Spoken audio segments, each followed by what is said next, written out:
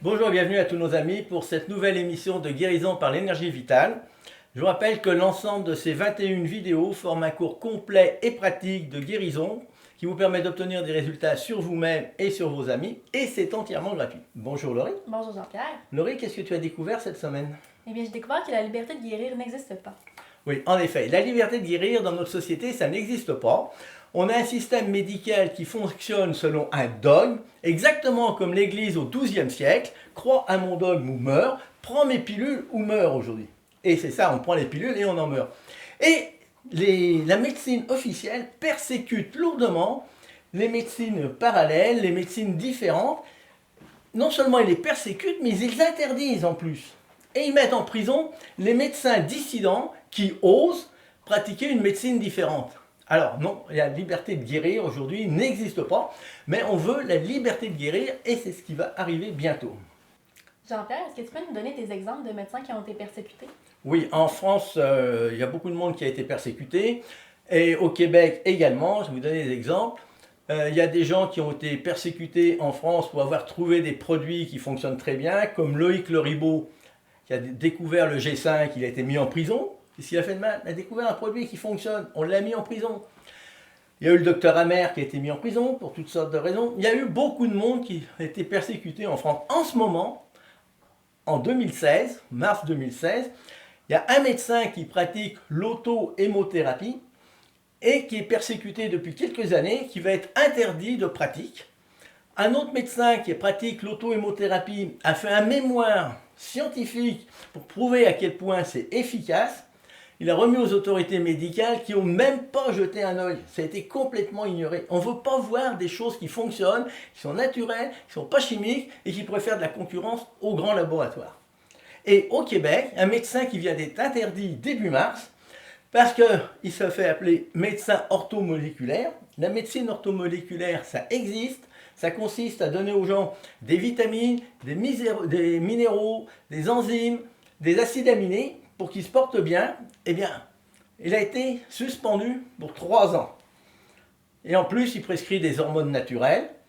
Bon, alors il le suspend pendant 3 ans. Il n'a même pas le droit de faire, il va faire appel, mais il est suspendu avant son appel. D'habitude, un médecin, quand il est suspendu, il fait appel et il est suspendu après éventuellement. Mais lui, il est suspendu pour 3 ans avant son appel. Et qu'est-ce qu'il fait? Il prescrit des vitamines et des hormones naturelles. Alors, elle est où la liberté là-dedans? Fidas, est-ce que la médecine officielle est dangereuse? Oui. Est-ce que la médecine officielle est dangereuse? Elle est hyper dangereuse. À l'hôpital de Trois-Rivières, il y a une femme enceinte qui rentre, il y a 2 ans. Elle rentre là pour accoucher. Elle est ressortie amputée des 4 membres. Ils ont enlevé les 2 mains, les 2 pieds, parce qu'elle avait attrapé une maladie nosocomiale, la maladie, la bactérie mangeuse de chair. Alors vous rentrez pour accoucher et vous sortez amputé des 4 membres. Il y en a d'autres qui ont été amputés des doigts de pied. Il y a un monsieur qui est rentré dans un hôpital ailleurs qu'à Trois-Rivières pour un petit truc au pied. Il a été opéré et puis finalement ça s'est infecté encore pour la même raison. Et il est ressorti la jambe coupée au genou. Puis là il dit dans le journal, on m'a coupé ça, mais c'est comme chez le dentiste, on te t'arrache la dent, tu sors. Là, tu viens pour un bobo au pied, on te coupe la jambe, bon ben au revoir monsieur, pas d'excuses, pas de regrets, pas d'indemnité, absolument rien. C'est dangereux ça. Comment peut-on faire accoucher des femmes dans des hôpitaux qui sont insalubres? Vous vous rendez compte? La femme, les 2 mains, les 2 pieds. En Arabie Saoudite, ils vous coupent une main et un pied au voleur. Ben, à l'hôpital de Trois-Rivières, on coupe les 2 mains et les 2 pieds, puis elle a volé personne. Et si la médecine est dangereuse, elle est hyper dangereuse. En plus de tous les médicaments chimiques qu'ils nous donnent et qui rendent plus malades, la médecine ne guérit rien. La médecine vous donne des médicaments pour que vous en preniez à vie. Normalement, si vous étiez guéri, vous n'auriez plus besoin de médicaments. Mais si vous prenez des médicaments toute votre vie, c'est parce que vous n'êtes pas guéri, vous êtes malade. Et c'est ce que veut la médecine. Elle ne veut pas vous guérir, elle veut que vous mangiez des médicaments toute la vie. Autre chose? Oui, est-ce qu'il existe des traitements qui évitent tous ces effets secondaires nocifs de la médecine officielle? Oui. Il y a des quantités de traitements qui peuvent nous guérir naturellement. On parle toujours de l'homéopathie, l'acupuncture, mais il y en a d'autres, on va en parler un peu plus loin. Il y a beaucoup de moyens de guérir naturellement sans effet secondaire, mais ces moyens-là sont ridiculisés, décriés par la médecine ou même carrément interdits. C'est pour ça qu'on veut la liberté de guérir, la liberté de se soigner avec les moyens qu'on veut, sans restriction, sans qu'on nous cache les produits, qu'on ait accès aux guérisseurs, aux thérapeutes, aux chamans. Si on veut se faire guérir par un chaman, c'est la liberté, on a le droit. Et que les smart médecins, les médecins intelligents qui pratiquent une médecine dissidente aient le droit de pratiquer sans se faire interdire. Comment est-ce que ça s'écrit le mot pardon, je sais même pas comment le dire, c'est l'auto-hémothérapie. Alors l'auto-hémothérapie, ça s'écrit avec un stylo. Ah oui. Voilà. L'auto-hémothérapie, on va en parler un peu. C'est un procédé qui a déjà un siècle, qui consiste à prélever un peu de sang dans la veine de la personne et on lui injecte dans un muscle son propre sang. Ça produit un effet de stimulation du système immunitaire et ça élimine les virus, les bactéries et toutes les maladies. Et il y a des quantités de gens qui peuvent guérir d'une multitude de choses. Ça élimine l'arthrite, la leucémie, ça mange les cellules cancéreuses. C'est fantastique. Si on pratiquait ça dans la société, à grande échelle, on pourrait éliminer 90% des maladies. Mais c'est tellement bon, c'est tellement efficace que les quelques médecins, comme en France, là, il y en a 2, sont persécutés, et il y en a d'autres ailleurs, mais qui pratiquent en cachette et dans le secret. Ils ne veulent pas, ils veulent vendre des médicaments, ils ne veulent pas un traitement complètement efficace, qui n'a aucun effet secondaire, et puis qui élimine tous les inconvénients. On peut faire ça sur le bétail, ça a déjà été expérimenté par des médecins, par des vétérinaires sur le bétail, puis ça donne un très bon effet. Les vaches, les cochons n'ont plus besoin d'antibiotiques, mais ça ne fait pas l'affaire des multinationales. D'autres questions? Non, mais est-ce que je peux lire le texte sur l'auto-hémothérapie? Bien sûr. D'accord, donc l'auto-hémothérapie est une méthode de régulation immunitaire. Elle consiste à prélever du sang dans une veine et à le réinjecter au patient dans un muscle, ce qui stimule ainsi la production des macrophages. Ces derniers étant les nettoyeurs de l'organisme, ils éliminent les bactéries, les virus et les cellules cancéreuses. L'auto-hémothérapie est utilisée pour réguler le système immunitaire en cas d'asthme, de purite, d'eczéma, d'allergie, de fibrome, de kyste, de neurodermite et prévenir les infections. L'action de cette thérapie sur les virus est également bien documentée. L'auto-hémothérapie fonctionne merveilleusement bien dans les cas suivants sur les humains et sur les animaux, là où la médecine n'obtient quasiment aucun résultat. Par exemple, les allergies cutanées, l'arthrite rhumatismale, l'asthme bronchique, la dermatose émotionnelle, le lupus, la maladie de Crohn, les maladies allergiques, les maladies de peau, les maladies auto-immunes, les maladies infectieuses, le psoriasis, l'eczéma, les tendinites, etc. Bien que cette option puisse faire hésiter certains, il faut admettre que c'est quand même un cadeau du ciel dans les cas où aucun espoir de la guérison n'est offert par la médecine officielle qui soigne tout mais qui ne guérit rien. Oui, merci Laurie. La médecine officielle soigne tout sans rien guérir. Et l'auto-hémothérapie, ça permet de guérir d'une multitude de choses.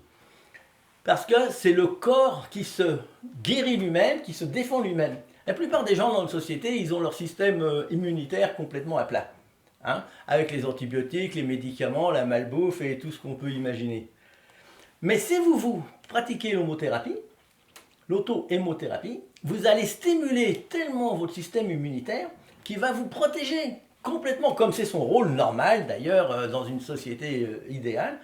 Le système immunitaire fonctionnerait très très bien.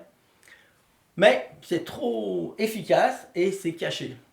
Alors tu m'avais demandé tout à l'heure s'il y avait d'autres moyens de se guérir. Eh bien, on a la médecine chinoise, on a la médecine hindoue, la médecine ayurvédique, c'est très efficace, il y a beaucoup de bonnes choses là-dedans. La médecine chamanique, on ridiculise les chamans. Les chamans, ils guérissent des personnes sans leur faire sans effets secondaires. La médecine orthomoléculaire, comme j'en ai parlé, consiste à prendre des vitamines, des minéraux, des acides aminés. Ça aussi, on se porte bien, puis il n'y a pas d'effet secondaire. Évidemment, il y a l'acupuncture, l'homéopathie, l'herboristerie, ça fonctionne bien aussi. Les huiles essentielles, les fleurs de bac, les guérisseurs, la médecine des Philippines, les guérisseurs philippins, ça donne des résultats extraordinaires. Au Québec, il y a un guérisseur philippin qui est persécuté depuis 20 ans par la médecine. Ils lui mettent régulièrement des amendes, ils veulent lui interdire de pratiquer, il faut qu'il prenne un avocat. Ils l'emmerdent en permanence. Mais il fait de mal à personne. Il guérit du monde. Les gens font la queue pendant 1 mois avant d'avoir un rendez-vous. Et il est tellement efficace qu'il est persécuté. Vous comprenez? C'est pas normal. On peut guérir par l'énergie vitale, on peut guérir... Voilà, il faudrait que je mette mes lunettes, hein, parce que je n'arrive plus à lire ce que j'ai mis.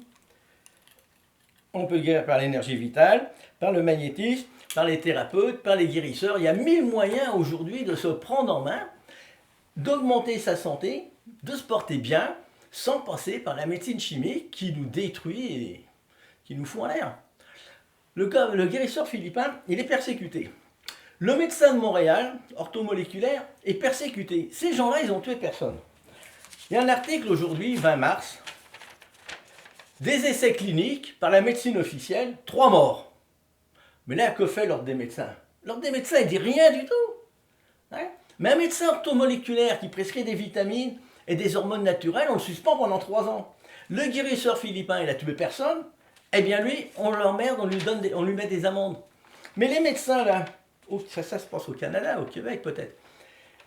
3 morts, il n'y a rien là. Là, qu'est-ce qu'ils disent? Les autorités disent, c'est regrettable, mais il faut bien qu'on fasse des essais. Hein? Ils font des essais sur les patients qui servent de cobayes. Ils meurent, c'est regrettable, mais ils ne seront pas emmerdés, ils ne seront pas suspendus pendant 3 ans. Ils n'auront pas d'amende. Autrement dit, la médecine officielle peut tuer, il n'y a pas de problème. Mais si un guérisseur a un petit problème, il y a un patient qui porte une plainte, là, on va massacrer le guérisseur ou le thérapeute. Autre chose, Laurie? Oui, en fait, je veux savoir, que veulent les gens du Nouvel Âge? Les gens du Nouvel Âge, aujourd'hui, ils veulent se soigner par les moyens de leur choix, complètement librement, sans que les produits soient cachés, sans que les produits soient interdits, sans que les thérapeutes, les guérisseurs, les chamans, les smart médecins, les médecins intelligents qui pratiquent une médecine dissidente, sans que ces gens-là soient persécutés, qu'ils aient la liberté de pratiquer et que les gens aient la liberté de trouver les produits qu'ils veulent sans aucune entrave. Alors, la liberté de guérir, c'est ça que veut le Nouvel Âge aujourd'hui, mais pas seulement le Nouvel Âge, tous les gens qui ont compris à quel point la médecine est nocive, toxique et inefficace. D'ailleurs, la preuve que la médecine est inefficace, c'est qu'il y a une foule de gens qui se dirigent vers les médecines douces de plus en plus. Regardez en France la quantité de gens qui mangent de l'homéopathie, ceux qui vont chez les acupuncteurs, ceux qui vont chez les guérisseurs. Pourquoi les gens vont-ils chez des guérisseurs? Parce que la médecine est inefficace. Donc on veut la liberté de guérir. Un point, c'est tout. Alors, cette affiche-là, vous pouvez la trouver sur mon site web. Vous pouvez la copier, la partager, la distribuer en abondance à tout le monde. Vous participez ainsi à la liberté de guérir, ce qui est bon pour toute l'humanité. Laurie, un dernier conseil? Oui, en fait, si vous avez aimé la vidéo, aimez-la, partagez-la, inscrivez-vous. Allez visiter notre site web et notre page Facebook et écrivez-nous. Merci, à bientôt tout le monde. Merci, merci.